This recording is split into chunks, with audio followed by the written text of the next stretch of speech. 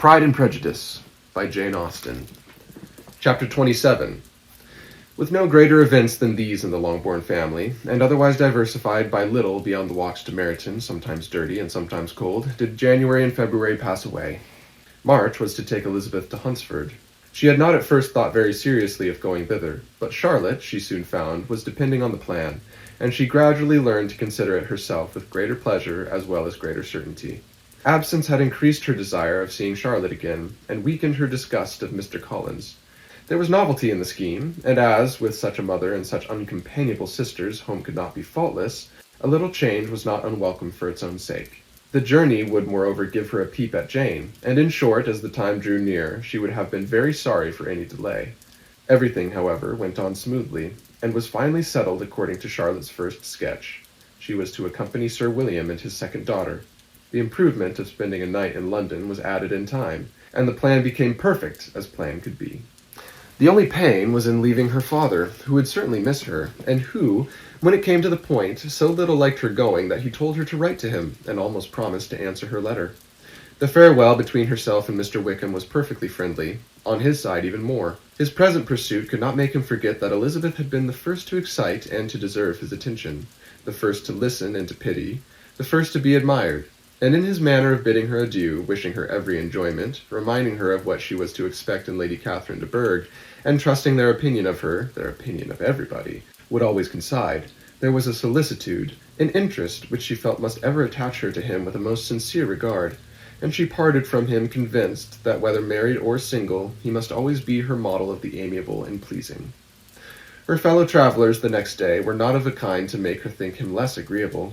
Sir William Lucas and his daughter Maria, a good-humoured girl but as empty-headed as himself, had nothing to say that could be worth hearing, and were listened to with about as much delight as the rattle of the chase. Elizabeth loved absurdities, but she had known Sir William's too long. He could tell her nothing new of the wonders of his presentation and knighthood, and his civilities were worn out like his information. It was a journey of only 24 miles, and they began it so early as to be in Gracechurch Street by noon. As they drove to Mr. Gardner's door, Jane was at a drawing-room window watching their arrival.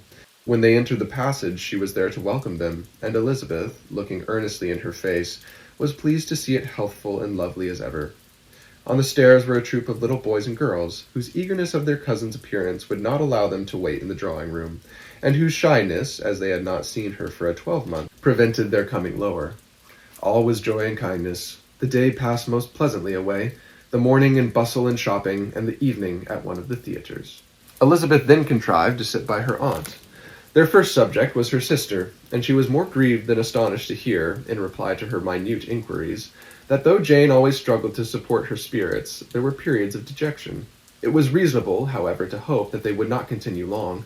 Mrs. Gardner gave her the particulars also of Miss Bingley's visit in Gracechurch Street, and repeated conversations occurring at different times between Jane and herself, which proved that the former had, from her heart, given up the acquaintance. Mrs. Gardner then rallied her niece on Wickham's desertion, and complimented her on bearing it so well.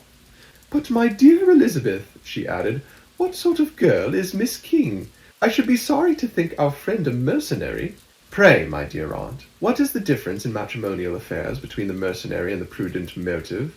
Where does discretion end and avarice begin? Last Christmas you were afraid of his marrying me because it would be imprudent, and now because he is trying to get a girl with only £10,000 you want to find out that he is a mercenary. If you will only tell me what sort of girl Miss King is, I shall know what to think." "She is a very good kind of girl, I believe. I know no harm of her." "But he paid her not the smallest attention, till her grandfather's death made her mistress of this fortune." "No, why should he?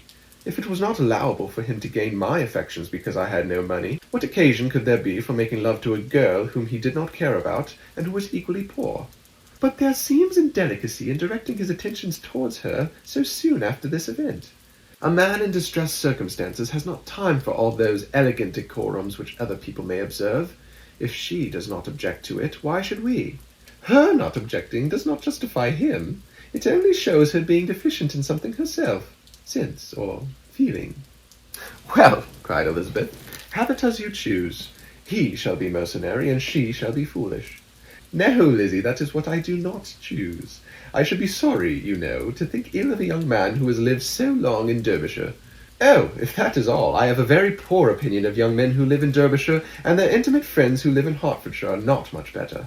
I am sick of them all. Thank heaven I am going tomorrow, where I shall find a man who has not one agreeable quality, who has neither manner nor sense to recommend him. Stupid men are the only ones worth knowing after all. Take care, Lizzie. That speech favours strongly of disappointment. Before they were separated by the conclusion of the play, she had the unexpected happiness of an invitation to accompany her uncle and aunt in a tour of pleasure which they proposed taking in the summer. "We have not quite determined how far it shall carry us," said Mrs. Gardner, "but perhaps to the lakes." No scheme could have been more agreeable to Elizabeth, and her acceptance of the invitation was ready and grateful. "My dear, dear aunt," she rapturously cried, "what a delight! What a felicity! You give me fresh life and vigour. Adieu to disappointments and spleen. What are men to rocks and mountains? Oh, what hours of transport we shall spend! And when we do return, it shall not be like other travellers, without being able to give one accurate idea of anything. We will know where we have gone, and we will recollect what we have seen.